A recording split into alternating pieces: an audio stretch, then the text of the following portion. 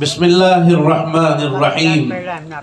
الحمد لله رب العالمين إله الأولين والآخرين، والصلاة والسلام على أشرف الأنبياء والمرسلين سيدنا ومولانا محمد بن عبد الله الأمين، وعلى آله وصحبه أجمعين، وعلى كل من دعا بدعوته واستنى بسنته واهتدى بهديه إلى يوم الدين.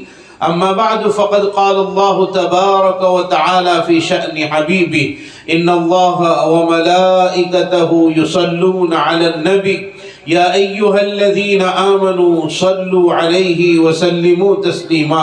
اللهم صل على سيدنا محمد وعلى آل سيدنا ومولانا محمد وبارك وسلم. جزا الله عنا نبينا محمدا صلى الله عليه وسلم بما هو أهله.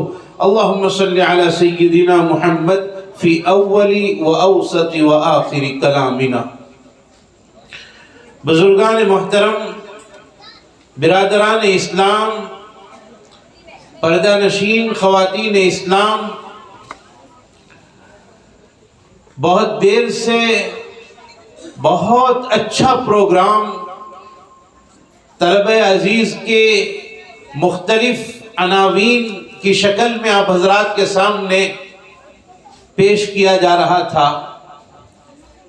دل بہت خوش ہوا ان ساری چیزوں کو سن کر، اور دل سے دعا نکلتی ہے کہ اللہ رب العزت ان طلباء کو بھی اور ان طلباء کو تیار کرنے والے اساتذہ کرام کو بھی قبول فرمائے، اور ان کے پیچھے محنت کرنے والے اور ان کو محبت کی نظر سے دیکھنے والوں کو بھی اللہ رب العزت قبول فرمائے.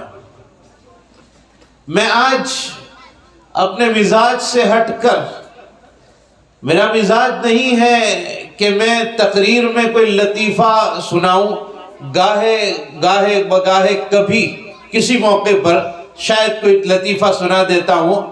آج کے اس مجلس میں اپنی گفتگو کا آغاز ہی لطیفے سے کرتا ہوں، جو انشاءاللہ اس مضمون کے ساتھ اور اس موقع کے ساتھ بالکل مناسبت بھی رکھنے والا ہے، اور کہنے کو وہ لطیفہ ہے لیکن در حقیقت بہت عبرت کی بات ہے اور سوچنے کی بات ہے. ایک مرتبہ ایک خان صاحب ایک مبلغ کے یہاں مہمان بن کر گئے تھے، اور مبلغ صاحب نے کھانا تیار کیا تھا، اور اب دسترخوان سجا دیا گیا.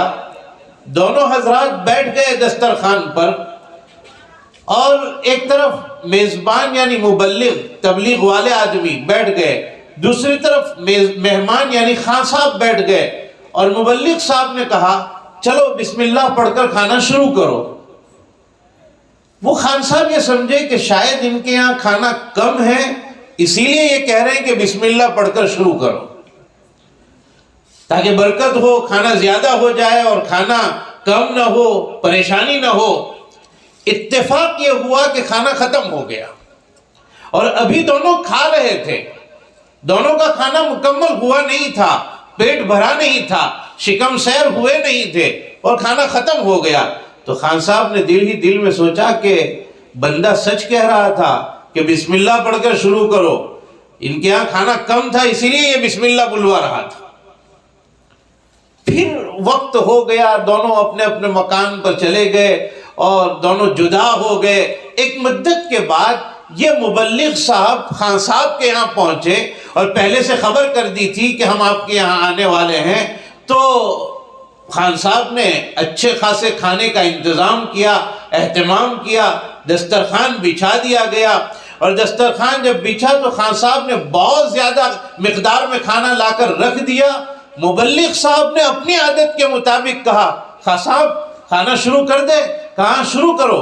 کہا چلو بسم اللہ الرحمن الرحیم. مبلغ نے بسم اللہ پڑھی تو خان صاحب نے کہا بسم اللہ مت پڑھو، کھانا آپ کے یہاں جیسا کم تھا ویسا نہیں ہے، آپ دیکھ رہے ہو بہت زیادہ کھانا ہے، بسم اللہ پڑھنے کی ضرورت نہیں ہے. تو خان صاحب یہ سمجھ رہے تھے کہ کھانا کم ہو تو بسم اللہ پڑھا جائے، کھانا زیادہ ہو تو پھر بسم اللہ پڑھنے کی ضرورت نہیں ہے. اور یہ سمجھنا، یہ تو لطیفہ تھا، یہ سمجھنا اس لیے ہوا کہ ان کے پاس علم نہیں تھا اس بات کا کہ بسم اللہ کہاں پڑھی جائے اور کیوں پڑھی جائے۔ بسم اللہ برکت کے لیے پڑھی جاتی ہے، اور برکت بہت زیادہ کھانا ہو تو بھی برکت کی ضرورت رہتی ہے، اور چھوٹا سا اور کم کھانا ہو تو بھی برکت کی ضرورت رہتی ہے۔ برکت اس چیز کا نام ہے ہی نہیں کہ تھوڑی چیز بہت زیادہ ہو جائے، برکت اس چیز کا نام ہے کہ تھوڑی چیز بہت سے لوگوں کے لیے کافی ہو جائے۔ اسی لیے کسی بزرگ سے کسی نے پوچھا کہ حضرت یہ علماء کرام برکت برکت برکت بولتے رہتے ہیں، آخر یہ برکت ہے کیا؟ برکت ہوتی کیا ہے؟ آج آپ مجھے ذرا سمجھا دو کہ برکت کس چیز کا نام ہے۔ تو حضرت نے اپنے گھر کے باہر ایک ہینڈ پمپ تھا جس کے ذریعے سے پانی نکالا جاتا تھا، حضرت نے اس آدمی کو یہ جواب دیا، میرے گھر کے برآمدے پر جو ہینڈ پمپ لگا ہے وہ برکت ہے۔ کہا وہ برکت کیسے؟ تو حضرت نے سمجھایا، کتنے سال سے یہ لگا ہے آپ کو معلوم ہے؟ کہا ہاں میں دیکھ رہا ہوں کہ 20 سال سے آپ کے گھر کے دروازے پر ہے۔ حضرت نے فرمایا 20 سال ہو گئے میں اس سے پانی استعمال کرتا ہوں، اور الحمدللہ آج تک 20 سال میں 1 روپے کا خرچ بھی مجھے اس کا کرنا نہیں پڑا۔ یعنی کوئی اس میں ایسا معاملہ پیش ہی نہیں آیا کہ مجھے اس میں کچھ مینٹیننس لگانا پڑے، خرچ کرنا پڑے۔ اللہ تعالیٰ نے کبھی ایسا معاملہ پیش ہی نہیں ہونے دیا۔ اس کو برکت کہتے ہیں کہ یہ اپنی جگہ پر اچھی طرح کام کر رہا ہے۔ بہرحال مدرسہ چھوٹے بچوں کا، جس کو ہم مکتب کہتے ہیں، بنیادی تعلیم، آپ نے دیکھا ہے کہ جب مکان تعمیر کیا جاتا ہے تو اس کی بنیاد میں بہت زیادہ محنت کرنی پڑتی ہے، بڑی مشقتیں اٹھانی پڑتی ہے، اور اب تو مشقت کم اٹھانی پڑتی ہے، مشینیں کام کر رہی ہے، لیکن بہت گہرائی تک بنیاد کو پہنچانا پڑتا ہے، اور اس میں کئی چیزیں لگانی پڑتی ہے، سٹیل کا زیادہ استعمال کرنا پڑتا ہے، اور بہت سے مٹیریلز کا اس میں استعمال کرنا پڑتا ہے، اور بہت زیادہ مضبوط اس بنیاد کو کرتے ہیں، اور یہ سوچ کر بنیاد کو مضبوط کرتے ہیں کہ پھر اوپر اگر مکان زیادہ اوپر تک چڑھانا ہے تو کوئی پریشانی نہ پیش آئے۔ ہمارے ان بچوں کو جو مکتب میں تعلیم دی جاتی ہے، وہ تعلیم صرف اس لیے نہیں ہوتی ہے کہ بچہ مدرسے میں آئے، پڑھے، باہر جا کر بھول جائے، نہیں، مکتب کی تعلیم پوری زندگی کے لیے دی جاتی ہے۔ مکتب میں جو لا الہ الا اللہ محمد الرسول اللہ صلی اللہ علیہ وسلم سکھایا جاتا ہے، وہ صرف وقتی طور پر نہیں، وہ موت تک کے لیے سکھایا جاتا ہے۔ مکتب میں جو یہ بتلایا جاتا ہے کہ ہمارا نام مسلمان ہے، تعلیم الاسلام میں یہ بتلایا گیا، وہ مرتے دم تک کے لیے بتلایا جاتا ہے۔ یہ بتلایا جاتا ہے کہ ہمارا دھرم اسلام ہے، وہ مرتے دم تک کے لیے بتلایا جاتا ہے۔ یہی وجہ ہے کہ جو بچپن میں پڑھ چکے وہ بڑھاپے تک یاد رہتا ہے۔ بچپن بہت محنتوں کا زمانہ ہے، بڑی مشقتوں کے ساتھ سکھانے کا زمانہ ہے۔ ماں باپ کو بھی چاہیے کہ بچپن میں اپنے بچوں کو صحیح چیز کی تربیت دے، اچھی چیزیں ان کو سکھائے، مدرسوں کے حوالے کریں، علماء کرام کے ساتھ ملاقات کریں، اور دینی علوم میں جب بچہ آگے بڑھے تو ان کے سامنے اپنی خوشی کا اظہار کریں۔ بچہ جب قرآن پڑھ رہا ہو اور آگے بڑھ رہا ہو، پہلے نمبر پر کامیاب ہوا، ماں باپ کو چاہیے کہ اس کو بہت شاباشی دے، اور ماں باپ کو چاہیے کہ اس کی ہمت افزائی کرے، اور یہ کہے کہ آئندہ سال اور محنت کرنا، اور آگے بڑھنا، اور آگے بڑھنا، قرآن کو حفظ کر لینا، اور اس کے لیے انعام متعین کرے کہ اگر تو حافظ قرآن ہو گیا ہم تجھے اتنا بڑا انعام دیں گے، ہم تجھے تیری چاہت کے مطابق جائز چیز لا کر دیں گے۔ ماں باپ خوشی کا اظہار کرے اس بات پر، دینی تعلیم پر۔ سیدنا عمر بن الخطاب رضی اللہ تعالیٰ عنہ کی روایت امام بخاری رضی اللہ تعالیٰ عنہ کتاب العلم میں لائے ہیں کہ نبی کریم صلی اللہ تعالیٰ علیہ وسلم ایک مرتبہ اپنے صحابہ کرام رضوان اللہ تعالیٰ علیہ مجمعین کے سامنے ایک سوال پیش فرما رہے ہیں، اور وہ سوال یہ ہے کہ اے میرے صحابہ، جنگل میں درختوں میں ایک درخت ہے جو ایک مسلمان کے ساتھ مشابہت رکھتا ہے اور جس کے پتے بھی جھڑتے نہیں ہیں، بتاؤ وہ کون سا درخت ہے؟ تو اب صحابہ سمجھ نہیں پائے کہ یہ کون سا درخت ہے کہ جس کے پتے نہیں جھڑتے اور درخت مسلمان جیسا ہے۔ ان صحابہ کرام میں ایک بچے بھی بیٹھے ہوئے تھے جن کی عمر ابھی چھوٹی تھی، اور وہ دنیا ان کو حضرت عبداللہ ابن عمر رضی اللہ تعالیٰ عنہما کے نام سے یاد کرتی ہے۔ وہ سمجھ گئے کہ یہ کون سا درخت ہے۔ وہ کہنا چاہ رہے تھے کہ اللہ کے نبی صلی اللہ علیہ وسلم وہ درخت کھجور کا درخت ہے، لیکن بولے نہیں۔ ارباب حدیث نے یہاں بہت اچھی باتیں ذکر کی ہے کہ کھجور کے درخت کو مسلمان جیسا کیوں بتلایا گیا؟ آخر کون سی بات ایسی ہے کھجور کے درخت میں کہ جو وہ مسلمان جیسا کہلاتا ہے؟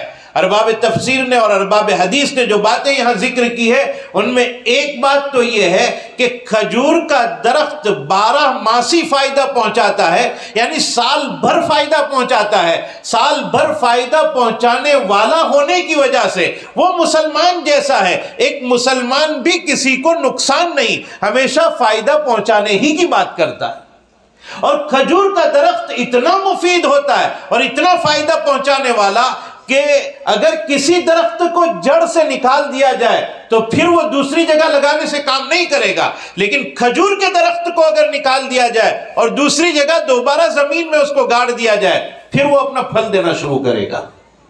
ایک مسلمان کی بھی یہی حالت ہونی چاہیے کہ وہ جہاں رہے وہاں لوگوں کو فائدہ پہنچائے، اور اگر جگہ تبدیل ہو جائے دوسری جگہ رہنے کے لیے چلا جائے وہاں بھی لوگوں کو فائدہ پہنچائے، اپنے علاقے کے لوگوں کو فائدہ پہنچائے، دوسری جگہ کے لوگوں کو بھی فائدہ پہنچائے۔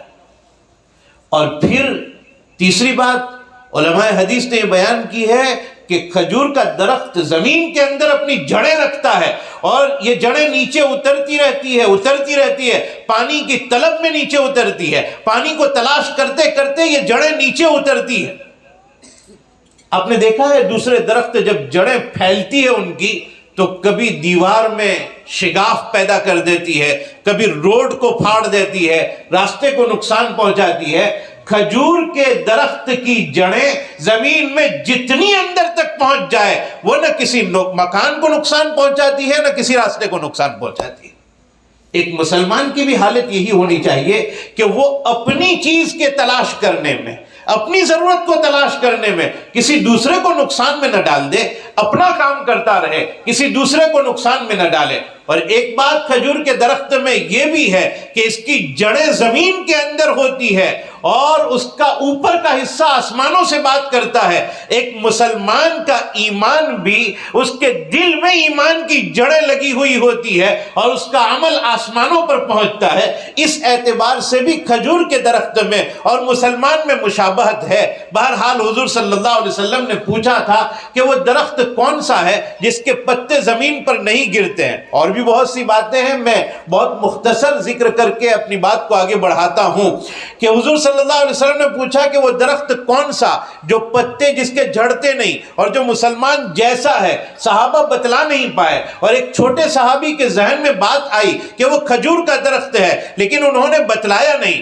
خیر مجلس ختم ہو گئی، حضور نے مجلس ختم ہونے سے پہلے بتلا دیا کہ وہ درخت کھجور کا درخت ہے۔ صحابہ باہر نکل گئے، حضرت عمر بھی وہاں موجود تھے، وہ بھی باہر نکلے، اور ان کے صاحبزادے حضرت عبداللہ ابن عمر وہ بھی باہر نکلے اور اپنے ابو سے حضرت عبداللہ کہنے لگے، ابا جان حضور نے جو درخت کے بارے میں پوچھا تھا مجھے پتا تھا کہ وہ کون سا درخت ہے۔ تو حضرت عمر نے کہا تجھے بتلا دینا چاہیے تھا، کیوں نہیں بتلایا؟ وہ نام ذکر کر دینا چاہیے تھا۔ کہا ابا جان آپ کو پتا ہے آپ وہاں بیٹھے ہوئے تھے، ابو بکر وہاں بیٹھے ہوئے تھے، بڑے بڑے لوگ وہاں بیٹھے ہوئے تھے، میں چھوٹا بچہ ہوں، میری ہمت نہیں ہوئی کہ ان اکابرین کے سامنے اپنی زبان کو میں کھول پاؤں۔ یہ حضرت عبداللہ ابن عمر کے ادب کی بات ہے کہ مجھے بے ادبی معلوم ہوئی کہ آپ جیسے بڑے لوگ وہاں موجود ہوں اور میں وہاں لب کشائی کروں، میں وہاں بولنے کی ہمت کروں، اس لیے میں نے کوئی بات ذکر نہیں کی، میں چپ چاپ بیٹھا رہا۔ اس موقع پر حضرت عمر نے جو بات حضرت عبداللہ کو کہی وہ میں خاص طور پر آپ کو بتلانا چاہتا ہوں کہ عبداللہ اگر تو نے اس مجلس میں یہ ہمت دلانا ہے، ماں باپ کو چاہیے اپنے بچوں کو دین کے معاملے میں خوب ہمت دلائیں، خوب آگے بڑھانے کی کوشش کریں۔ عبداللہ ابن عمر کو حضرت عمر یعنی ان کے والد یہ کہتے ہیں، اے میرے بیٹے عبداللہ، اگر تو نے حضور کی مجلس میں یہ کہہ دیا ہوتا کہ وہ درخت میں جانتا ہوں، وہ کھجور کا درخت ہے، تو دنیا میں جتنی انعام کی چیزیں ہو سکتی ہے ان تمام میں مجھے اتنا بڑا انعام مل جاتا کہ اس سے بڑا انعام کوئی دوسرا میں نہیں گنتا۔ اور بعض کتابوں میں لکھا ہے کہ اگر عبداللہ تو بتلا دیتا کہ وہ درخت کون سا ہے تو سرخ اونٹ کے ملنے سے زیادہ مجھے خوشی اس بات پر ہوتی کہ تو جواب دے دیتا۔ سرخ اونٹ عرب کا آج بھی بہت قیمتی کہلاتا ہے۔ حضرت عمر نے کہا سرخ اونٹ مجھے ملے اس کے مقابلے میں زیادہ خوشی اس بات پر ہوتی کہ تو حضور کی مجلس میں جواب دے دیتا۔ یہ دین کے معاملے میں جب بچہ آگے بڑھے، ماں باپ کو چاہیے کہ وہ اپنی خوشی کا اظہار کرے۔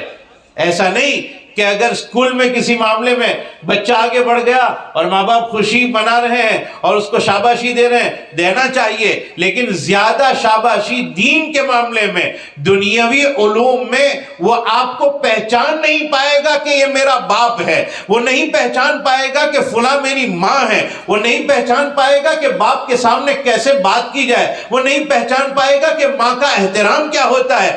دین اسے سکھائے گا، قرآن اسے سکھائے گا، مکتب کی یہ درسگاہیں اسے سکھائے گی کہ باپ کسے کہا جاتا ہے، ماں کسے کہتے ہیں، ماں کا احترام کیا ہوتا ہے، باپ کی عظمت کیا ہوتی ہے۔ یہ ساری چیزیں انہی بوریوں سے معلوم ہوگی، انہی چٹائیوں سے معلوم ہوگی، انہی کتابوں سے اور قرآن کی آیات سے اور اساتذہ کرام سے معلوم ہوگی۔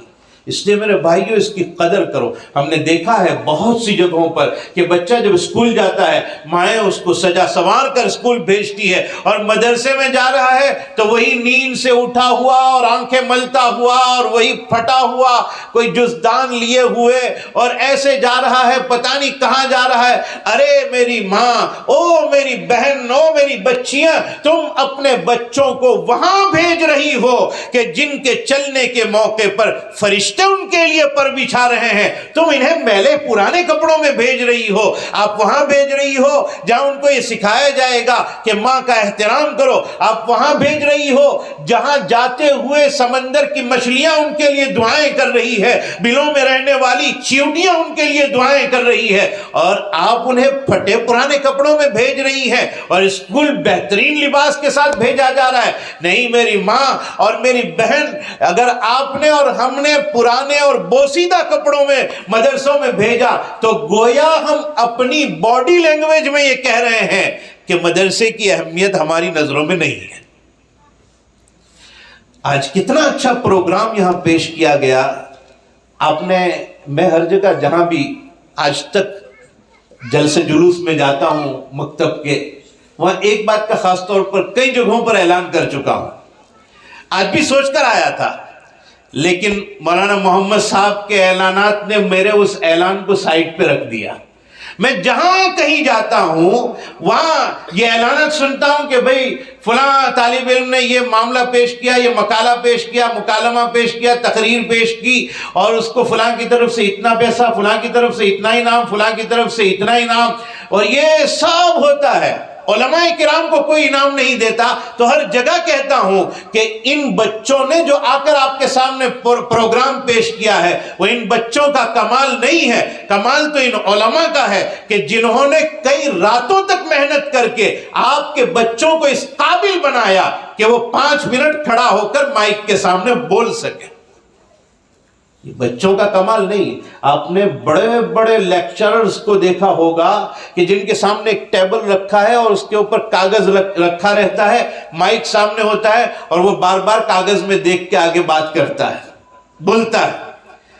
جو بڑے لوگ اس طرح کرتے ہیں، یہ 8 سال کا بچہ، کوئی 8 سال کی بچی، کوئی 10 سال کا بچہ کھڑے ہو کر اطمینان سے تقریر کر رہا ہے، حدیث پاک کا ترجمہ کر رہا ہے، قرآن کریم پڑھ رہا ہے، کوئی نظم پڑھ رہا ہے، یہ ان بچوں کا کمال نہیں ہے۔ یہ وہ مائک وہ خطرناک جگہ ہے کہ جہاں کھڑے ہونے کے بعد اچھوں کے پسینے چھوٹ جاتے ہیں۔ ان کے پیچھے اور مولانا محمد صاحب کب سے اعلان کر رہے ہیں فلاں کا شکریہ، فلاں نے اتنا انعام دیا، جزاکم اللہ احسن الجزا۔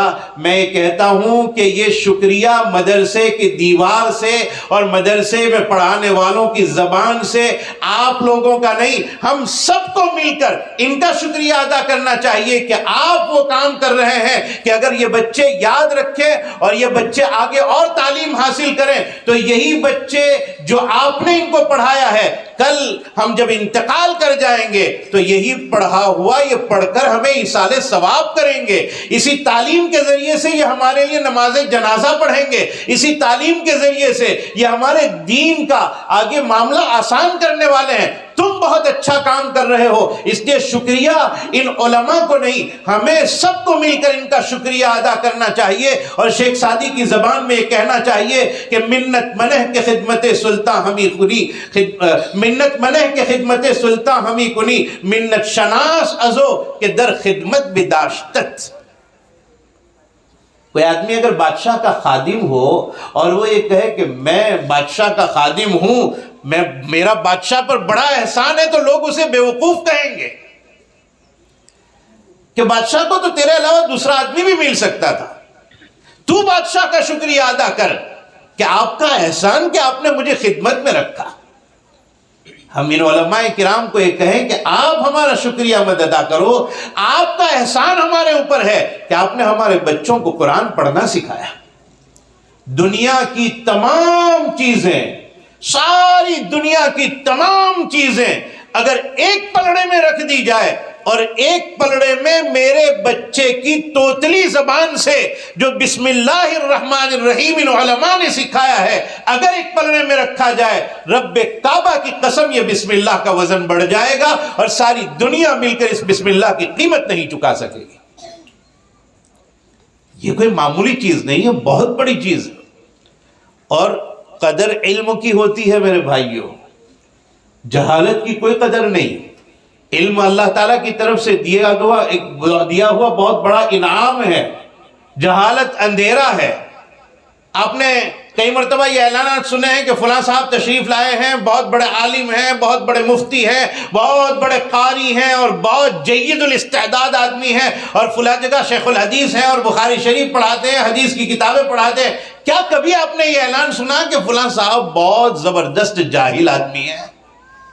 جہالت پر کبھی تعریف نہیں ہوتی، ورنہ جہالت پر استقبال ہوتا ہے۔ استقبال کسی جانکاری پر ہوتا ہے، استقبال علم پر ہوتا ہے۔ اور یہ میں نہیں کہتا، بخاری شریف میں حدیث موجود ہے، حضرت عمر ابن الخطاب رضی اللہ تعالیٰ عنہ جب امیر المؤمنین تھے اور آپ کے دربار میں بڑے بڑے لوگ بیٹھا کرتے تھے، آپ کی مجلس مشاورت میں بدریگین صحابہ کرام رضوان اللہ تعالیٰ علیہ مجمعین بیٹھا کرتے تھے۔ ان بیٹھنے والوں میں ایک نوجوان بچہ بھی بیٹھا کرتا تھا جس کو دنیا عبداللہ ابن عباس رضی اللہ تعالیٰ عنہما کے نام سے یاد کرتی ہے۔ تو کچھ بدریگین صحابہ نے حضرت عمر ابن الخطاب رضی اللہ تعالیٰ عنہ سے پوچھا کہ اے عمر، آپ اس چھوٹے بچے کو، جوان بچے کو ہمارے ساتھ بٹھاتے ہو جبکہ اس کی عمر کے تو ہمارے بچے گھر پر ہیں۔ یہ کیسی بات ہے کہ بدریگین صحابہ بیٹھے ہیں، بڑے درجات کے صحابہ بیٹھے ہوئے ہیں، اور ایک جوان بچے کو بھی آپ ساتھ میں بٹھاتے ہو جبکہ اس کی عمر کے تو ہمارے بچے ہیں اور وہ گھروں پر ہیں؟ حضرت عمر نے جواب نہیں دیا۔ ایک مرتبہ حضرت عمر رضی اللہ تعالیٰ عنہ نے حضرت عبداللہ ابن عباس کو بھی بٹھایا اور بدریین صحابہ کو بھی بٹھایا، بڑے بڑے صحابہ کو بٹھایا، اور حضرت عمر ابن الخطاب رضی اللہ تعالیٰ عنہ نے ان کے سامنے ایک سوال رکھا، یہ سوال رکھا کہ اذا جاء نصر اللہ والفتح ورأيت الناس يدخلون في دین اللہ افواجا الى آخر السورہ، یہ جو سورت ہے اس سورت کی تفسیر کیا ہے؟ تو کسی صحابی نے کہا اس میں ذکر کرنے کے لیے کہا گیا ہے، کسی صحابہ نے کہا کہ اس میں نصرت کا بیان ہے، اس میں مدد کا بیان ہے، کسی نے کچھ کہا، کسی نے کچھ کہا، کسی نے کوئی تفسیر کی، کسی نے کوئی تفسیر کی۔ آخر میں حضرت عبداللہ ابن عباس رضی اللہ تعالیٰ عنہما سے حضرت عمر نے پوچھا، اے عبداللہ کیا آپ بھی یہی تفسیر سمجھتے ہیں اس آیت کی اور اس سورت کی؟ کہا نہیں، یہ تفسیر نہیں ہے۔ تفسیر کیا ہے اس کی؟ تو حضرت عبداللہ ابن عباس نے جواب دیا کہ اس سورت میں حضور کے دنیا سے چلے جانے کی طرف اشارہ اللہ تعالیٰ نے کیا ہے۔ تو حضرت عبداللہ ابن عباس کے اس جواب کے بعد حضرت عمر نے کہا میں بھی اس صورت کی یہی تفسیر سمجھتا ہوں، اور سارے صحابہ کو سمجھ میں آ گیا کہ عبداللہ ابن عباس کو جو حضرت عمر قریب بٹھاتے ہیں وہ ان کے علم اور فضل کی وجہ سے قریب بیٹھاتے ہیں، اس لیے کہ ان کے پاس قرآن کا علم زیادہ ہے۔ تو علم کی وجہ سے ترقی ملتی ہے، علم کی وجہ سے آدمی آگے بڑھتا ہے، ترقی کرتا ہے۔ اور شیخ سعدی فرماتے ہیں کہ علم ہی کے راستے سے آدمی اللہ تعالیٰ کو پہچانتا بھی۔ علم ہوگا، اللہ تعالیٰ کی ساری چیزیں پیدا کی ہوئی وہ نظر کرے گا، نظر دوڑائے گا، اور پڑھا ہوا ہے، قرآن سیکھا ہے تو اللہ تعالیٰ کی قدرت اس کے سمجھ میں آئے گی، اور جب قدرت خداوندی سمجھ میں آئے گی وہ اللہ تعالیٰ کو پہچانے گا، اور جب اللہ کو پہچانے گا تو دوسری چیزوں کا پہچاننا اس کے لیے آسان ہو جائے گا۔ ہمیں یہ کوتاہی ہے ہمارے اندر کہ ہمارے اندر اللہ کی محبت اتری نہیں ہے، ہمارے پاس علم نہیں ہے، ہم نے اللہ تعالیٰ کو سمجھا نہیں ہے، اللہ کی محبت اتارنے کی کوشش نہیں کی ہے۔ اللہ کی محبت اتاریے، اور اللہ کی محبت اتارنے کے لیے جو راستے علماء نے بیان کیے ہیں اس کو اختیار کیجئے، اللہ تعالیٰ سے محبت ہو جائے گی، اور ایک وقت وہ آئے گا اللہ بھی ہم سے محبت کرنے لگے گا۔ آپ نے کئی ایسی باتیں سنی ہوگی کہ فلاں سے اللہ محبت کر۔ ابراہیم ابن ادہم رحمۃ اللہ علیہ ایک مرتبہ خواب میں دیکھ رہے ہیں کہ ایک فرشتہ ان کے سامنے قلم لیے بیٹھا ہے، اور ہاتھ میں کاغذ بھی ہے یا ڈائری ہے، اور وہ فرشتہ کچھ لکھ رہا ہے۔ تو ابراہیم ابن ادہم رحمۃ اللہ علیہ نے سوال پوچھا کہ اللہ کے بندے، اے فرشتے کیا لکھ رہے ہو؟ کہا میں ان لوگوں کے نام لکھ رہا ہوں جو لوگ اللہ سے محبت کرتے ہیں۔ تو کہا دیکھو نا کہیں کونے میں میرا نام ہے؟ تو اس فرشتے نے وہ ڈائری دیکھی، اور ڈائری دیکھنے کے بعد اور سارے نام پڑھنے کے بعد بتلایا ابراہیم ابن ادہم کہیں پوری ڈائری میں تمہارا نام کہیں نہیں۔ تو کہا اچھا، اللہ سے محبت کرنے والوں میں میرا نام نہیں ہے؟ ایک کام کرو نا، اتنی میری درخواست قبول کر لو کہ میرا نام اس طرح لکھ لو کہ ابراہیم ابن ادہم اللہ سے تو محبت نہیں کرتا، لیکن جو لوگ اللہ سے محبت کرتے ہیں ابراہیم ابن ادہم ان سے محبت کرتا ہے۔ تو فرشتے نے لکھ دیا کہ ابراہیم ابن ادہم اللہ سے محبت کرنے والوں کے ساتھ محبت کرتا ہے۔ چند دنوں کے بعد پھر خواب دیکھا ابراہیم ابن ادہم نے کہ وہی فرشتہ، وہی قلم، وہی کاغذ یا وہی ڈائری، اور پھر وہ فرشتہ کچھ لکھ رہا ہے۔ تو آج ابراہیم ابن ادہم نے پوچھا کہ اللہ کے فرشتے کیا لکھ رہے ہو؟ کہا آج یہ لکھ رہا ہوں کہ اللہ کن کے ساتھ محبت کرتے ہیں۔ چند دنوں پہلے یہ لکھ رہا تھا کون بندے اللہ سے محبت کرتے ہیں، اور آج یہ لکھ رہا ہوں کہ اللہ کن بندوں کے ساتھ محبت کرتے ہیں۔ تو کہا میرا نام کہیں ہے؟ تو فرشتے نے ڈائری اٹھا کر بتلایا، پہلے نمبر پر نام لکھا ہوا تھا ابراہیم ابن ادہم کا، کہ اللہ ابراہیم ابن ادہم سے محبت کرتے ہیں۔ تو ابراہیم ابن ادہم نے پوچھا ایسا کیوں؟ تو فرشتے نے جواب دیا کہ اللہ تعالیٰ نے فرمایا ہے کہ ابراہیم ابن ادہم ان بندوں سے محبت کرتا ہے جو بندے مجھ سے محبت کرتے ہیں، اور جو میرے ان بندوں سے محبت کرے، جو بندے مجھ سے محبت کرتے ہیں تو میں اللہ اس کے ساتھ محبت کرتا ہوں، جو میرے ساتھ محبت کرنے والوں کو محبت کی نظر سے دیکھتا ہے۔ اس لیے میں ابراہیم ابن ادہم سے اللہ فرماتے ہیں میں محبت کرتا ہوں۔ تو میرے بھائیو، یہ وہ چیزیں ہیں جو علمی راستے سے معلوم ہوگی اور آدمی آگے بڑھنے کی کوشش کرے گا۔ میں یہ عرض کر رہا تھا کہ بہت خوشی کی بات ہے کہ آج آپ حضرات نے یہ پروگرام سنا، انعامات سے نوازا، اور میں کہہ رہا تھا ہر جگہ میں کہتا ہوں کہ انعام صرف بچوں کو مت دو، بچوں کو تیار کرنے والے ان کے اساتذہ کو بھی انعام دو، یہ ہر جگہ کہتا ہوں، لیکن آج مجھے بولنے کا موقع ہی نہیں دیا گیا۔ پہلے ہی اعلانات ہو چکے ہیں کہ فلاں صاحب کی طرف سے اتنے ہزار روپے، اور اس میں سے اتنے ہزار بچوں کے لیے اور اتنے ہزار علماء کے لیے۔ یہ واقعتاً بہت ضروری ہے۔ کئی جگہوں پر انعامات دیے جاتے ہیں بچوں کو، اور بچوں کو تیار کرنے والے اساتذہ کو بھلا دیا جاتا ہے۔ ایسا نہیں کرنا چاہیے۔ ان علماء کرام کی بڑی محنت ہے، آپ کو اندازہ نہیں ہوگا اس بات کا کہ ایک بچہ، آپ حضرات میں سے جتنے لوگوں کے بچوں نے یہاں کھڑے ہو کر پروگرام پیش کیا، آپ نے اتنی توجہ کبھی نہیں دی ہوگی۔ آپ اپنے وقت پر سو گئے ہوں گے، آپ اپنے وقت پر کھا لیے ہوں گے، آپ اپنے وقت پر اپنے کام نمٹاتے رہے ہوں گے۔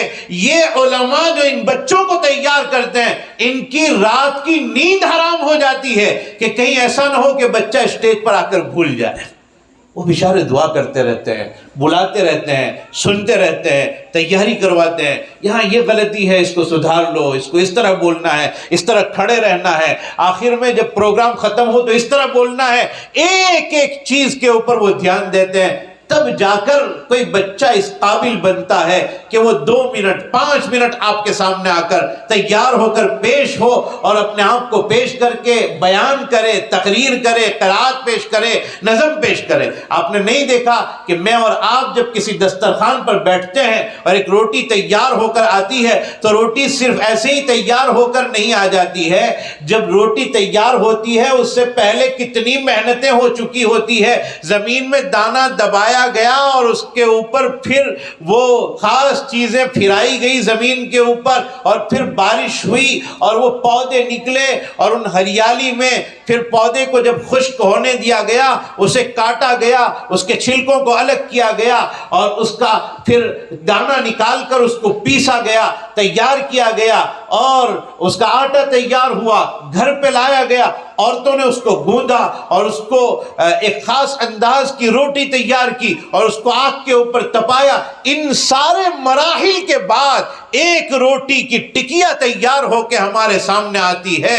ان سارے مراحل کے بعد ہم ایک لقمہ چبا پاتے ہیں، تو اس سے زیادہ کئی مراحل گزرنے کے بعد ایک بچہ بسم اللہ الرحمن الرحیم بول پاتا ہے، کئی محنتوں کے بعد، کئی اساتذہ کی کوششوں کے بعد۔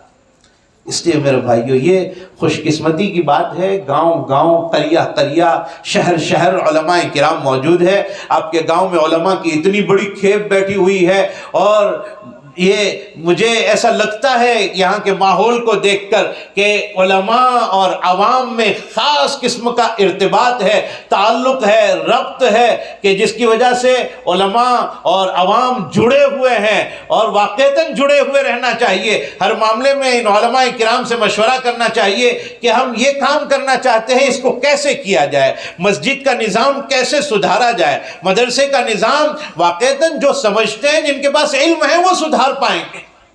اس لیے ان کے ساتھ مربوط رہ کر اس کام کو اور آگے بڑھایا جائے اور ترقی کی جائے تو انشاءاللہ اور کام آگے بڑھتا رہے گا۔ میں یہ عرض کر رہا تھا، بغیر محنت کے کچھ نہیں ہوتا ہے، بڑی محنتوں کے بعد اور انتھک کوششوں کے بعد یہ کوئی کھیپ تیار ہوتی ہے، یہ طلبہ تیار ہوتے ہیں اور تیار ہو کر آپ کے سامنے آتے ہیں، محنت کے بعد آپ کے سامنے پیش کیے جاتے ہیں۔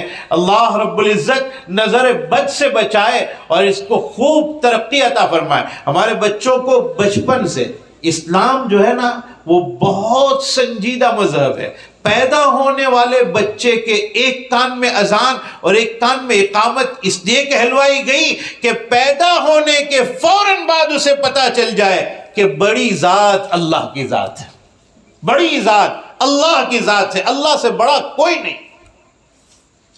یہ اسلام سکھاتا ہے۔ اور آپ نے دیکھا ہے بچہ جب چھوٹا ہوتا ہے تو قاعدہ لے کر، ہمارے حضرت مولانا سید ابرار احمد صاحب دلیوی نور اللہ مرقدہ فرمایا کرتے تھے کہ بچے کے ہاتھ میں تختی، کبھی قاعدہ ہوتا ہے، بنیادی تعلیم جس میں الف با تا سا پڑھایا جاتا ہے۔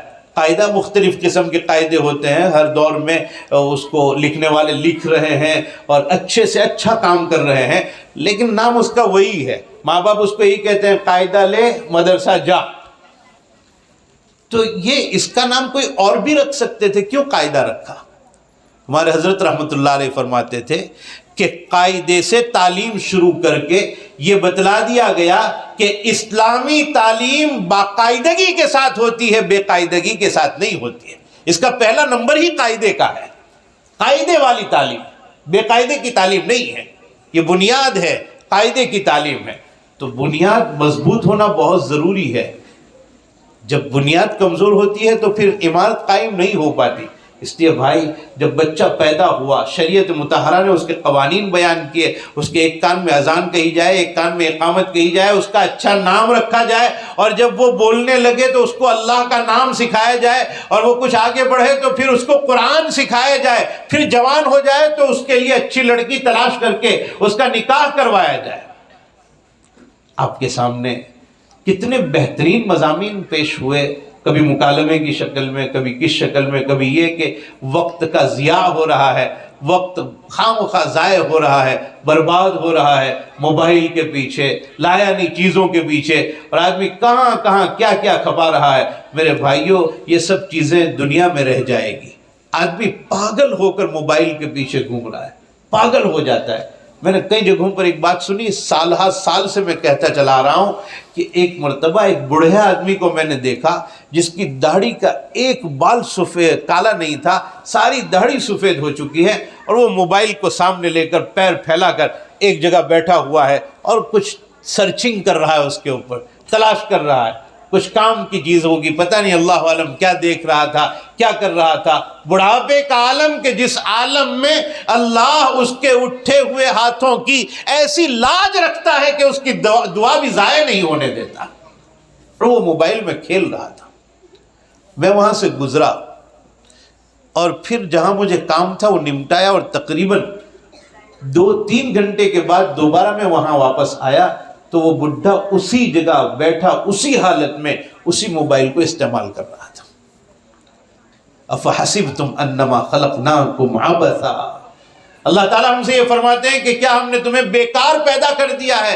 ان چیزوں کے لیے پیدا کیا ہے، کھیل کود اور تماشا لگانے کے لیے پیدا کیا ہے؟ ہم نے تو تمہیں پیدا کیا تھا وما خلقت الجن والانس الا لیعبدون، میں نے انسانوں اور جناتوں کو اپنی عبادت کے لیے پیدا کیا تھا۔ میں نے تو اس لیے پیدا کیا تھا کہ دنیا میں جاؤ اور دنیا کی باغ و بہار کو دیکھو، میری قدرت کو سمجھو، پہاڑوں کا نظام دیکھو، میری طاقت کو سمجھو، زمین کی چیزوں کو دیکھو اور میری قدرت کو سمجھو، اور زیادہ دور نہیں اپنے گھر کو دیکھو، میری قدرت کو سمجھو، اور اس سے بھی قریب وَفِي أَنفُسِكُمْ أَفَلَا تُبْصِرُونَ، اپنی باڈی کے اندر غور کرو کہ اللہ نے کس انداز سے مجھے پیدا کیا ہے، کس طرح اللہ رب العزت نے مجھے پیدا کیا۔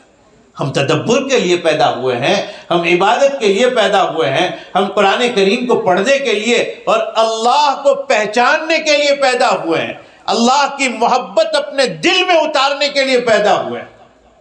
میں آخری بات کہہ کر اپنی بات کو ختم کر دیتا ہوں کہ لوگوں نے اللہ کو پہچاننے کے لیے اور اللہ کی محبت اپنے دل میں اتارنے کے لیے بڑی محنتیں کی ہے، انتھک کوششیں کی ہے۔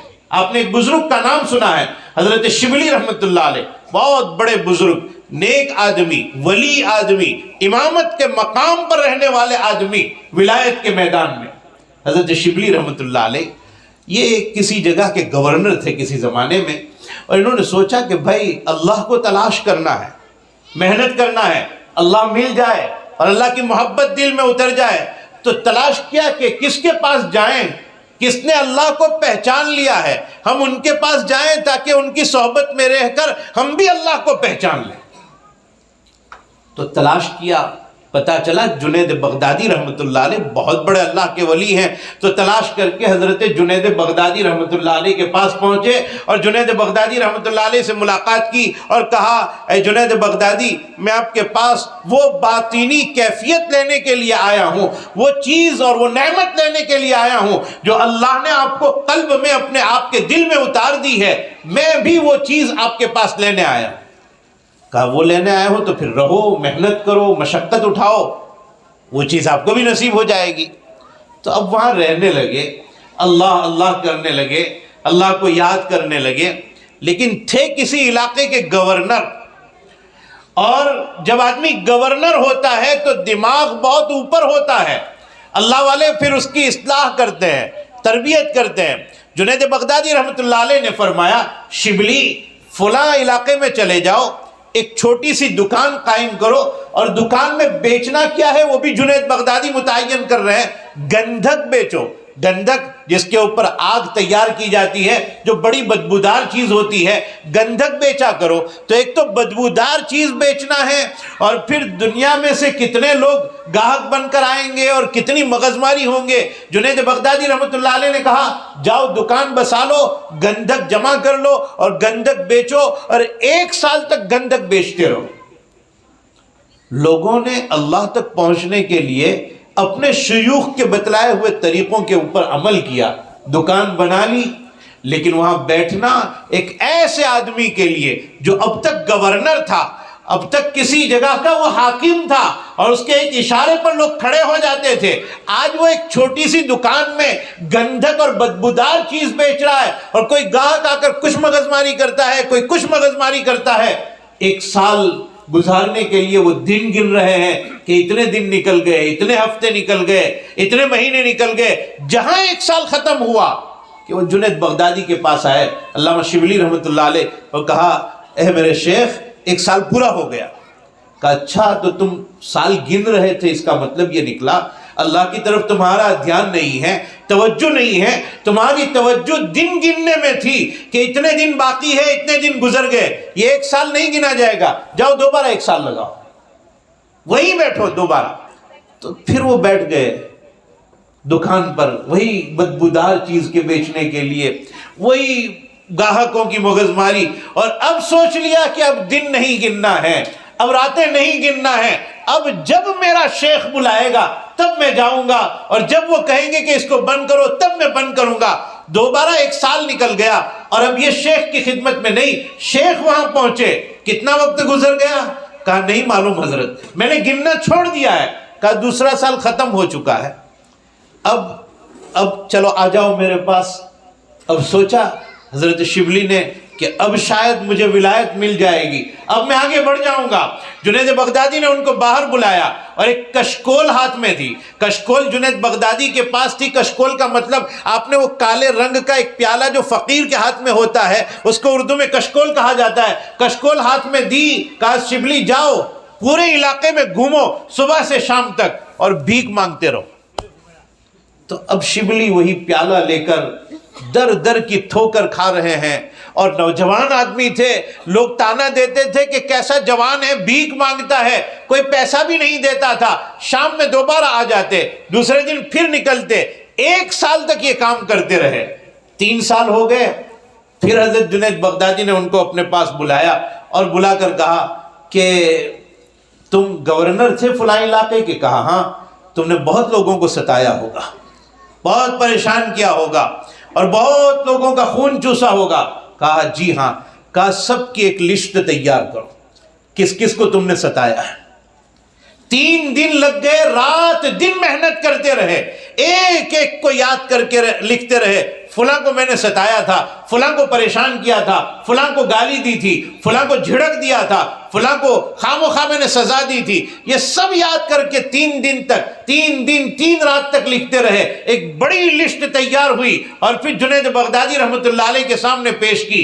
کہا جاؤ دنیا میں ان کے پاس معافی مانگ لو، ایک ایک آدمی کو تلاش کرو۔ اور میرے بھائیوں یہی حقیقت ہے کہ دنیا میں معاملہ نمٹا لیا جائے۔ ابھی رمضان المبارک آ رہا ہے جو عبادت کا مہینہ ہے۔ ایک مسلمان سال بھر نہیں زندگی بھر تک اللہ کی عبادت کرتا رہے، رمضان میں خاص طور پر اللہ کی طرف متوجہ ہو جائے۔ لیکن رمضان سے پہلے ایک بات کو خاص طور پر یاد رکھنا کہ اگر کسی کا دل دکھایا ہے اس سے معافی مانگ لینا، کسی کے ساتھ لڑائی ہو گئی ہے صلح کر لینا، معاف کرنے والے بنو، صلح کرنے والے بنو، اپنا حق چھوڑنے والے بنو۔ کسی نے حق دبا لیا ہے معاف کرنے والے بنو، لیکن ہم نے کسی کا حق دبا لیا ہے ادا کر دو، دنیا میں معافی مانگ لو، دنیا میں معاملہ نمٹ جائے گا۔ ورنہ حضور صلی اللہ علیہ وسلم کی وہ حدیث یاد کرنے کے قابل ہے کہ جس میں نبی کریم صلی اللہ علیہ وسلم نے فرمایا میری امت کا مفلس وہ آدمی ہے جو قیامت میں پہاڑوں کے برابر نیکیاں لے کر آئے گا، اور کوئی آ کر کہے گا اس نے مجھے مارا تھا، اور اللہ فرمائیں گے اس کی نیکیاں اس کو دے دو۔ کوئی آ کر کہے گا اس نے مجھے گالی دی تھی، اور اللہ فرمائیں گے اس کی نیکیاں اس کو دے دو۔ نیکیاں دی جاتی رہے گی یہاں تک کہ جب اس کی نیکیاں ختم ہو جائے گی اور لوگ آتے رہیں گے، اللہ فرمائیں گے لوگوں کی برائیاں، لوگوں کے گناہ اس کو دیے جائیں۔ تو جو نیکیوں کا پہاڑ لے کر آیا تھا اب وہ برائیوں کا پہاڑ لے کر کھڑا ہوگا۔ حضور نے فرمایا میری امت کا یہ مفلس۔ تو دنیا میں معاملہ نمٹا لیا جائے، معافی مانگ لی جائے۔ کسی کو پریشان کیا ہے معافی مانگ لو، معافی مانگ لو، اس سے ہم چھوٹے نہیں ہو جائیں گے، اللہ کے یہاں کام بن جائے گا، اللہ تعالیٰ کے یہاں ہمارا کام بن جائے گا۔ اور اللہ تعالیٰ فرمائیں گے اس نے میرے لیے اپنے فلاں بندے کو راضی کرنے کی کوشش کی تھی، فلاں کے پاس اس نے منت سماجت کی تھی، معافی مانگی تھی، جاؤ میں نے اسے معاف کر دیا۔ اور جب اللہ معاف کر دیں گے تو ہمارا کام بن جائے گا۔ تو میرے بھائیوں، میں کہہ رہا تھا جنید بغدادی نے کہا جاؤ معافی مانگو، تو اب شبلی وہ لسٹ لے کر گئے، ایک کے پاس گئے کہ معاف کر دو، دوسرے کے پاس گئے کہ معاف کر دو۔ ہر کوئی، بعض لوگ تو کہتے تھے جاؤ میں نے معاف کر دیا، لیکن بعض لوگ کیا کہتے تھے، تم نے مجھے بہت ستایا تھا، دھوپ میں 2 گھنٹے کھڑے رہو پھر میں تمہیں معاف کروں گا۔ تو وہ بیچارے دھوپ میں کھڑے ہیں 2 گھنٹے تک۔ کوئی کہہ رہا ہے میرے مکان کی تعمیر کا کام چل رہا ہے، مزدور کے ساتھ کام کرو، میرا کام پورا ہو جائے گا، میں تمہیں معاف کر دوں گا۔ آپ کو انداز نہیں ہوگا، شبلی اس رجسٹر کے مطابق اور اس لسٹ کے مطابق ایک کے پاس، پھر دوسرے کے پاس، پھر تیسرے کے پاس معافی مانگتے رہے، مانگتے رہے، مانگتے رہے، یہاں تک کہ ان سب کے پاس معافی مانگتے مانگتے 2 سال کا وقت لگ گیا۔ تو 2 سال تک دکان چلائی، 1 سال تک بھیک مانگی، 2 سال تک معافی مانگتے رہے۔ اب جنید بغدادی کے دربار میں آئے اور اللہ اللہ کرنے لگے تو وہ باطنی نور انہیں نہ حاصل ہوا، وہ باطنی کیفیت انہیں حاصل ہوئی کہ اللہ تعالیٰ نے ان کو بڑا مقام عطا کیا۔ میرے بھائیوں، محنت کرنی ہوتی ہے، ہر چیز محنت سے حاصل ہوتی ہے۔ محنت و مشقت کے بعد جو چیز ملتی ہے وہ چیز پائیدار ہوتی ہے، وہ ہمیشہ رہتی ہے۔ اس لیے میرے بھائیوں، ان چیزوں کے پیچھے خاص طور پر محنت کرنے کی ضرورت ہے کہ ہمارے بچے، میں نے ابھی لاک ڈاؤن کے زمانے میں یہ کہا تھا، لاک ڈاؤن جب ختم ہو رہا تھا اور کچھ مسجدیں آباد ہونے لگی تھی انکلیشور میں نے اس پر مستقل بیان کیا تھا کہ اللہ کے واسطے 2 سال کا وقت ایسا گزر گیا کہ جس میں مدارس بند ہو چکے تھے، مسجدیں بند ہو چکی تھی۔ 1-1.5 سال کا وقت تو ایسا گزرا کہ کوئی کچھ جانتا ہی نہیں تھا۔ اللہ کے واسطے اپنے بچوں کو قرآن کی تعلیم سے محروم مت رکھنا۔ گھر کو مکتب بنانا پڑے بنا لینا، گھر پہ علماء کو بلا کر کہنا، منت سماجت کرنا، ان کی داڑھیوں میں ہاتھ ڈالنا اور یہ درخواست کرنا اللہ کے واسطے ہمارے بچوں کو قرآن سکھا دو، ورنہ یہ دور اگر چلتا رہا کہ بھئی فلاں وقت لاک ڈاؤن ہو گیا، مدرسے بند ہو گئے اور بچے اگر قرآن سے محروم رہے تو اس کے بعد جو نسل چلے گی وہ قرآن کو پہچان نہیں پائیں گے۔ اس لیے کہیں ہمارا گھر قرآن سے خالی نہ ہو جائے، بچہ قرآن سے محروم نہ ہو جائے اور ہماری نسل قرآن سے محروم نہ ہو جائے۔ اس لیے قرآن کریم سے ہمیں یقیناً وابستہ رہنا پڑے گا۔ ہمارے بڑوں کو بھی، چھوٹوں کو بھی، بچوں کو بھی، ہر ایک کو قرآن کے ساتھ وابستہ رہنا ہے۔ آج قرآن کریم کی ہم سے یہ شکایت ہے کہ ہم قرآن کریم کی تلاوت نہیں کرتے ہیں اور قرآن سے بالکل بے رخی ہم نے اختیار کر رکھی ہے۔ یہ بہت بری بات ہے۔ روزانہ وقت متعین کر کے اور نصاب متعین کر کے کہ کم از کم مجھے روزانہ اتنا پڑھنا ہے، روزانہ تلاوت کی جائے۔ یہ نہیں کہ قرآن کریم کو صرف رمضان میں پڑھیں اور رمضان ختم ہوا پھر بند کر کے اس کو رکھ دیں اور دوبارہ جب رمضان آئے گا تب اٹھائیں گے۔ صرف رمضان میں نہیں، قرآن کریم کو سال بھر میں پڑھنا ہے۔ اور یہی قرآن ان مکاتب میں سکھایا جاتا ہے، ان مکاتب میں یہی قرآن سکھایا جاتا ہے۔ اللہ کا کلام جس کے ایک ایک حرف پر 10 نیکیاں پڑھنے والے کو ملتی ہے، جس کے پڑھانے والے کو کتنا بڑا انعام ملتا ہوگا، اور اس کے حفظ کرنے والے کو بڑا انعام ملتا ہے، حفظ کرنے والے کے والدین کو بڑا انعام ملے گا۔ یہ قرآن مقدس ہے، قرآن مقدس ہے، مقدس ذات کا کلام ہے، مقدس فرشتے کے ذریعے سے اترا ہے، مقدس نبی پر اترا ہے، مقدس دھرتی مکے و مدینے میں اترا ہے، اور یہ جہاں جہاں پہنچ جائے گا اس کو وہ مقدس بنا دے گا۔ اس لیے بہت خوشی کی بات ہے کہ قرآن کریم کے یہ مکاتب ہمارے یہاں قائم ہیں۔ اور ایک بات میں جو کہنا بھول رہا تھا وہ مجھے یاد آ کہ ہو سکتا ہے کہ وہ بات ہو چکی ہو، مجھے یاد نہیں ہے، کہ بہت سے بچوں کو یہاں انعام دیا گیا اور دینا چاہیے، جتنا دیا اس سے زیادہ دینا چاہیے۔ لیکن ایک اعلان یہ ہوا تھا کہ کئی بچے ہیں جنہوں نے ایک دن بھی غیر حاضری نہیں کی، یہ بہت خوشی کی بات ہے۔ میرے خیال سے ان بچوں کو شاید انعام کا کوئی اعلان میں نے نہیں سنا، ایک آیا پہلے دوسرے نمبر والے۔ یہ جو مکمل حاضری والے جو بچے ہیں ان کو بھی خصوصی انعام دینا چاہیے، اس لیے کہ ان کو آپ انعام دو گے تو دوسرے بچوں میں شوق پیدا ہوگا کہ بھئی مکمل حاضر رہنے میں انعام ملتا ہے، یہ ترتیب چلے گی، اس لیے ان کو بھی انعام خاص طور پر دینا چاہیے۔ باقی یہ کہ بہت کامیاب جلسہ رہا اور بہت مبارکباد کے قابل ہیں آپ حضرات کہ جنہوں نے بڑی سنجیدگی کے ساتھ بیٹھ کر اس پورے پروگرام کو سنا، اور ہمارے مولانا محمد صاحب نے اور دیگر علماء کرام نے اس کے پیچھے محنتیں کی، واقعتاً وہ قابل داد ہیں۔ اللہ رب العزت ہمارے اس مل بیٹھنے کو قبول فرمائے، اور اللہ تعالیٰ اس مدرسے کو اور دنیا بھر کے تمام مدارس کو دن دوگنی رات چوگنی ترقیات سے مالا مال فرمائے۔ یہ دعا ازمن و از جملہ جہاں آمین باد، وآخر دعوانا ان الحمدللہ رب العالمین۔ وقت کافی ہو چکا ہے اس لیے میں نے گفتگو ختم کر دی۔ میں یہ کہوں تو غلط نہیں ہوگا کہ 20 تاریخ سے پروگرام شروع ہوا اور اب یہ 21 تاریخ ہو رہی ہے، 12 بج چکے ہیں، تاریخ بدل رہی ہے، اس لیے میں نے اپنی گفتگو ختم کر دیا۔ وآخر دعوانا الحمدللہ۔ دعا کرو، درود شریف پڑھ لو۔ بسم اللہ الرحمن الرحیم۔ سبحان ربی الاعلی الوہاب، اللہم صلی علی سیدنا محمد وعلى آل سيدنا ومولانا محمد وبارك وسلم۔ جزا اللہ عنا نبینا محمد صلی اللہ علیہ وسلم بما هو أهله۔ اللهم صل على سيدنا محمد في أول وأوسط وآخر كلامنا، لا إله إلا الله الحليم الكريم، سبحان الله رب العرش العظيم، والحمد لله رب العالمين۔ نسألك موجبات رحمتك وعزائم مغفرتك والغنيمة من كل بر والسلامة من كل إثم، لا تدع لنا ذنبا إلا غفرته، ولا هما إلا فرجته، ولا دينا إلا قضيته، ولا مرضا إلا شفيته، ولا حاجة من حوائج الدنيا والآخرة هي لك رضا إلا قضيتها يا أرحم الراحمين۔ اللهم إنا نسألك رضاك والجنة ونعوذ بك من سخطك وغضبك والنار۔ اللهم إنا نسألك تمام العافية ودوام العافیہ والشکر علی العافیہ۔ اے اللہ ہمارے گناہوں کو معاف فرما، اے اللہ ہماری خطاؤں سے درگزر فرما۔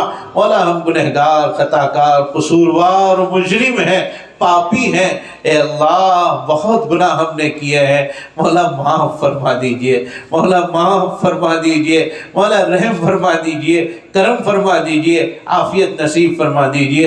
اے اللہ یہاں پڑھنے پڑھانے والوں کو قبول فرمائیے، یہاں کے بچوں کو دین کا داعی بنائیے، اے اللہ یہاں کے بچوں کو قرآن کا مفسر بنائیے، حدیث کا محدث بنائیے، انہیں خوب ترقیات سے مالا مال فرمائیے۔ اے اللہ ہمارے مدارس دینیہ کو قبول فرمائیے، مکاتب اسلامیہ کو قبول فرمائیے، دین کا کام جہاں کہیں ہو رہا ہو اور اس کا ہونا آپ کو پسند ہو، اے اللہ اسے بے پناہ مقبولیت نصیب فرما دیجئے، بہت تائید نصیب فرمائیے، اپنی نصرت اسے نصیب فرما دیجئے۔ اے اللہ امت مسلمہ بہت پریشان حال ہے، سب کی پریشانیوں کو دور فرما دیجئے، اے اللہ سب کی پریشانیوں کو دور فرما دیجئے۔ مولا ہم بہت مجرم ہیں اور ہمارے جرائم کی وجہ سے اے اللہ اب روزانہ کیا کیا اعلانات ہمیں سننے پڑتے ہیں، کبھی پردے کو لے کر اور کبھی طلاق کو لے کر اور کبھی مدارس کو لے کر، کبھی مساجد کو لے کر، کبھی اذان کو لے کر۔ اے اللہ ہم اعتراف کرتے ہیں یہ ہماری غلطیوں کی وجہ سے ہو رہا ہے، ہماری خطاؤں کی وجہ سے ہو رہا ہے، مولا معاف فرما دے۔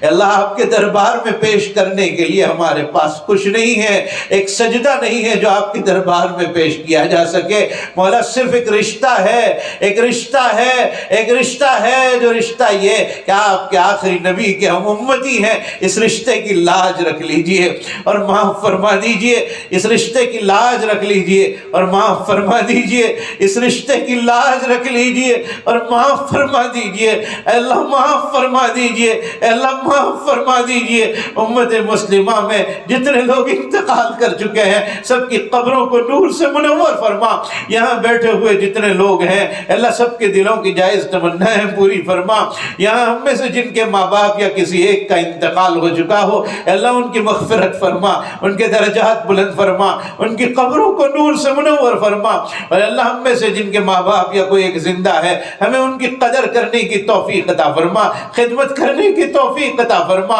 ان کی خدمت کر کے جنت کمانے کی توفیق عطا فرما۔ اے میرے اللہ ہمیں معاف فرما، اے میرے اللہ ہمیں معاف فرما، تلاوت قرآن عطا فرما، حلاوت قرآن عطا فرما، عشق قرآن عطا فرما، عظمت قرآن عطا فرما، فہم قرآن عطا فرما۔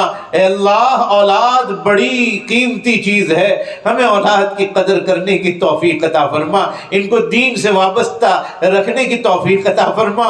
اے اللہ امت مسلمہ میں کتنے لوگ بے اولاد ہیں، سب کو اے اللہ بے اولاد کو اولاد صالح عطا فرما، بے اولاد کو اولاد صالح عطا فرما۔ اے اللہ کئی لڑکیوں کے باپ ہے جو لڑکوں کے متمنی ہیں انہیں لڑکے نصیب فرما، کئی لڑکوں کے باپ ہے جو لڑکیوں کے متمنی ہیں انہیں لڑکیاں نصیب فرما۔ اے اللہ بہت جگہوں پر ایسا ہے کہ کوئی باپ اور ماں بیچارے اپنے بچوں کی کوئی خاص بیماری کی وجہ سے پریشان حال ہے، اے اللہ ان بچوں کو شفا عاجلہ قائمہ دائمہ مستمرہ عطا فرما۔ اے اللہ وہ ایسے دکھی ہیں جو اپنا دکھ کسی کو کہہ نہیں پاتے، اے اللہ انہیں شفا کاملہ نصیب فرما۔ اے اللہ آپ نے امام بخاری کو جو نابینا ہو چکے تھے بینائی عطا کی تھی، اے اللہ یہ اعتراف ہے ہمارا کہ بخاری کی ماں جیسی عبادت ہمارے پاس نہیں ہے، لیکن اے اللہ بندے تو ہم آپ ہی کے ہیں، ہم اپنی اولاد کا دکھ درد نہیں دیکھ پاتے۔ اللہ جن کے بچے بیمار ہیں انہیں شفا کاملہ عطا فرما، شفا عاجلہ دائمہ مستمرہ عطا فرما۔ اے میرے اللہ ہمیں اپنا قرب خاص نصیب فرما، اے اللہ ولایت نصیب فرما۔ اے اللہ فضیل ابن عیاض ڈاکہ کرنے گئے تھے، آپ نے انہیں ولی بنا دیا تھا۔ اے اللہ بشر حافظ شراب کی حالت میں تھے، آپ کے نام کا احترام کرنے پر آپ نے انہیں ولی بنا لیا۔ اے بشر حافظ کو ولایت دینے والے خدا، اے فضیل ابن عیاض کو ولایت دینے والے خدا، ہمیں بھی ولایت دے دیجئے، ہمیں ولایت عطا فرما دیجئے، ہمیں اپنا قریب بنا لیجئے، ہمیں اپنا قرب نصیب فرما دیجئے۔ اے اللہ امت مسلمہ میں بہت بچے بچیاں جوان ہو چکے ہیں، اے اللہ ان کے گھروں میں رکاوٹیں ہیں، وہ شادیاں نہیں کر پاتے ہیں، اے اللہ ان کی رکاوٹوں کو دور فرما، انہیں بہتر جوڑے نصیب فرما، بے گھر کو گھر نصیب فرما، مساجد آباد فرما، مدارس آباد فرما۔ 2 سال کے اس وقفے نے اللہ کئی مدارس کو طلباء سے خالی کر دیا ہے، اے اللہ دوبارہ انہیں طلباء نصیب فرما۔ کئی مدارس مالی اعتبار سے خستہ حال ہو چکے ہیں، اے اللہ ان کی ضرورتوں کو خزانہ غیب سے پورا فرما۔ اے میرے اللہ جو مانگا عطا فرما، اے اللہ ہم سب کو حرمین شریفین کی بار بار کی زیارت نصیب فرما۔ اے اللہ جو مانگا عطا فرما، جو مانگنے سے رہ گیا نصیب فرما، جو مانگنا چاہیے تھا نہیں مانگ پائے نصیب فرما، جو دل کی جائز امنگیں ہیں اللہ پوری فرما، جائز تمنائیں ہیں اللہ پوری فرما۔